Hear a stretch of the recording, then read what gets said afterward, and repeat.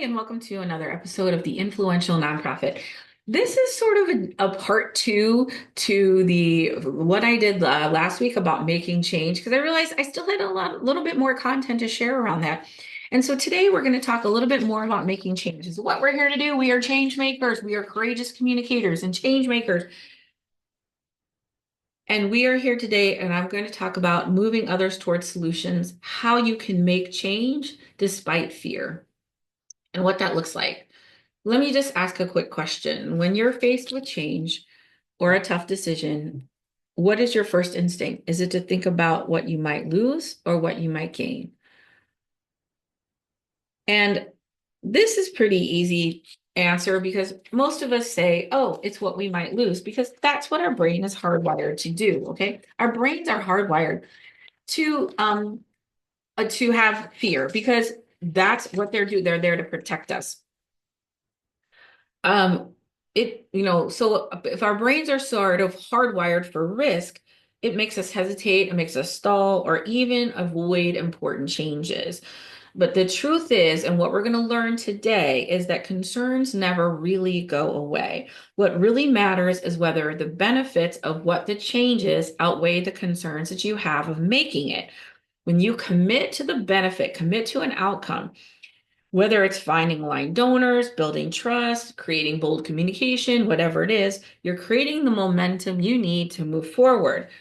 So today we're going to talk about how to tip that balance, because the benefits outweigh the concerns, you'll move forward. So how do you create enough benefit that you can actually move forward? So let's first dive into concerns. Now, concerns are always going to be there. The lesson for the today is that concerns are constant. Okay. Concerns are a flat line. They are always there. I would show you a graphic of this. The graphic would look like a one straight line for concerns and an up line of benefits that intersected. And at that intersection is the tipping point where now you can move forward. But here it is that concerns are constant. They're always going to be there. Speaking boldly means what if I take a stand and we lose donors? What if we alienate volunteers with our new policy? What if, I ask my board members to step up in their leadership and they get mad or they resist? Waiting for concerns to disappear means staying stuck. And I know you're a change maker and you don't want to stay stuck. Or you may be surrounded by people who are mired in their concerns and find it difficult for them to move forward. Listen, I am by nature a positive, change-oriented person. That's just my makeup. There are other people who are not, that their concerns are really deep and meaningful to them. And every concern is valid. And we're not going to deflect, dismiss, deny any concern. The issue is that those are always going to be there. So the goal is not to mitigate concerns. The goal is not to create more certainty or control. The goal is to find benefits and attach to the benefits because the concerns are always going to be there. But when the benefits outweigh the concerns, you'll move forward. Now, the benefits are the rising line, okay? The more we name them, the stronger they become. You can't get what you want until you know what that is. And again, it's really easy to say what you don't want. I have conversations all the time with people, and they can tell me everything they don't want. What do you want? Oh, God, I don't know. And a lot of times it's tough to do this. Not every time. Sometimes maybe it's tough to do this because dare you dream, right? Dare you dream to have values aligned donors that are easily attracted to your organization, that you have trusting and loyal relationships with your donors, that you have a board that's active and excited to help you move a mission forward. Like, woo, are we worthy of all this goodness? And, then your brain kind of like, your brain starts to resist because you're afraid to hope. And the audacity of hope, you're afraid to hope. So you stay stuck in the concerns. And again, you don't move forward, but you're a change maker. You want to make change. You want to make little change in your life, in your team, in your organization. You want to make big change across systems and structures and cultures. The system is the same for all of it. Benefits outweigh the concerns. So the benefits could be attracting values-aligned donors, building deeper trust, engaging volunteers more effectively, inspiring staff.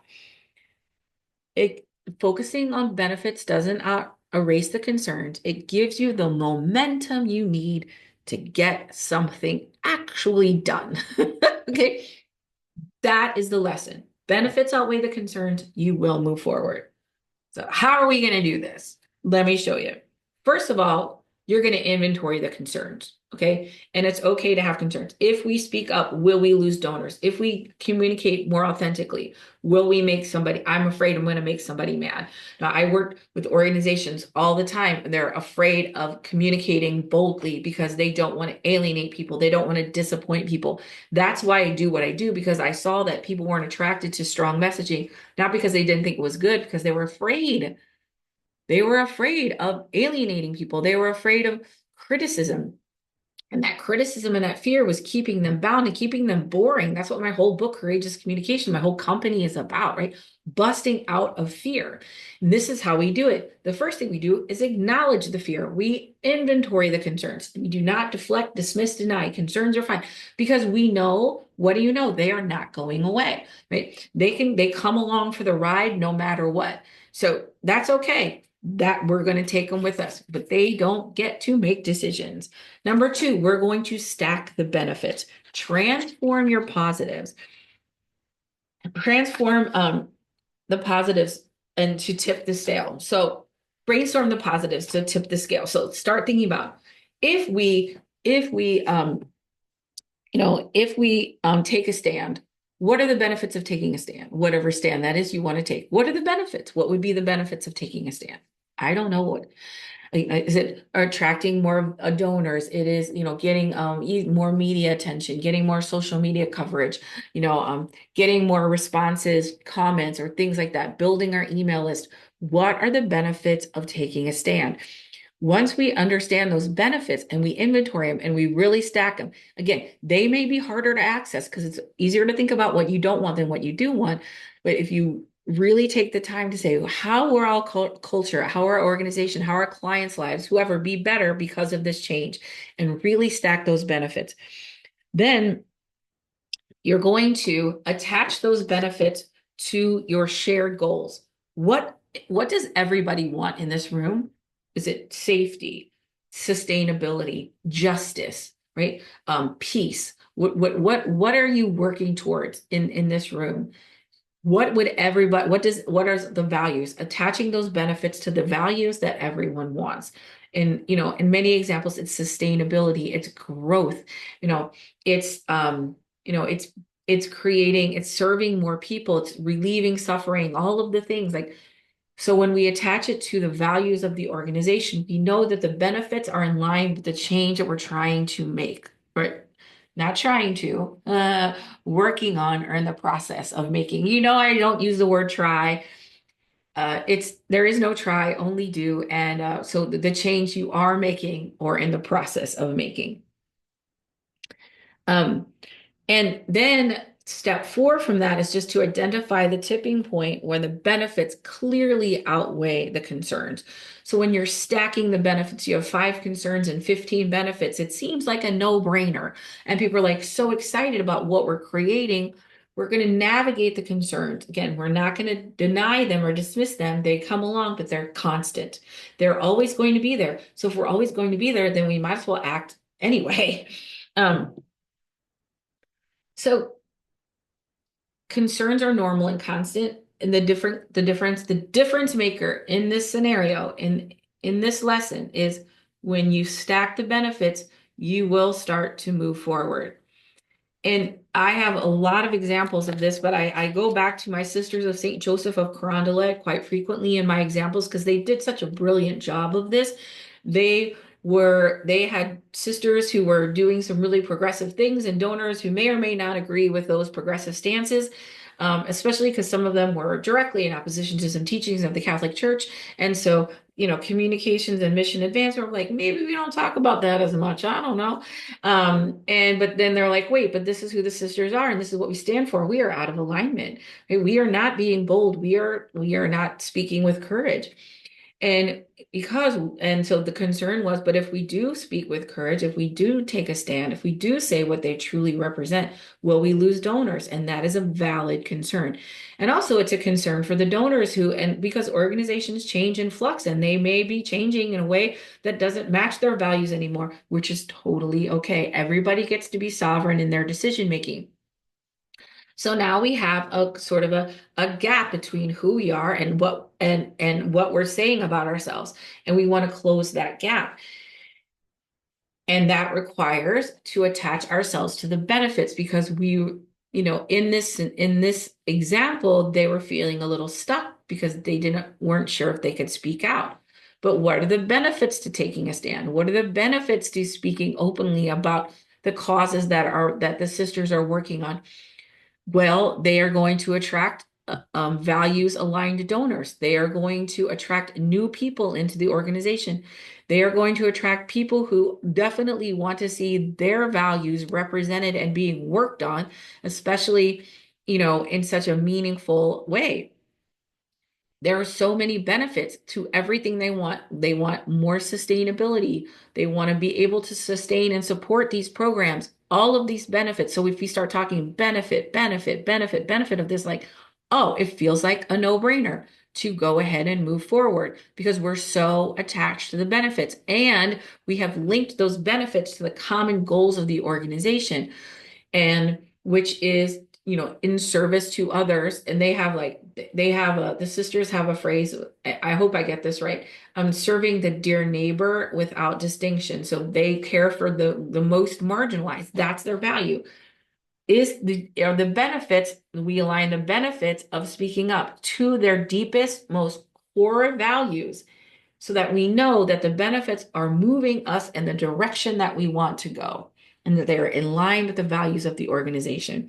And then we understand that the tipping point, that we have crossed the tipping point and there's enough benefits that we can move forward. This is the way to do it. You cannot make concerns go away. You cannot deflect, dismiss, deny, none of those things. Concerns will always be there. What you do is you create more benefits than concerns, and that's how you move forward. Let me ask you a question. In conclusion, okay, let me ask you a quick question. Maybe this week, as you're moving through life, you can ask yourself this question: what benefit am I overlooking because I'm too focused on concerns? What's next step could I take if I leaned into the benefits? I had a call yesterday, and this woman joined a coaching program, and she said, I just want to say the right thing at the right time in the right way. And is it okay to reach out to this donor? Her whole thing was just concerns of doing it wrong. Okay, that's great. The concerns are valid, but what are the benefits to making that phone call? Right? What are the benefits to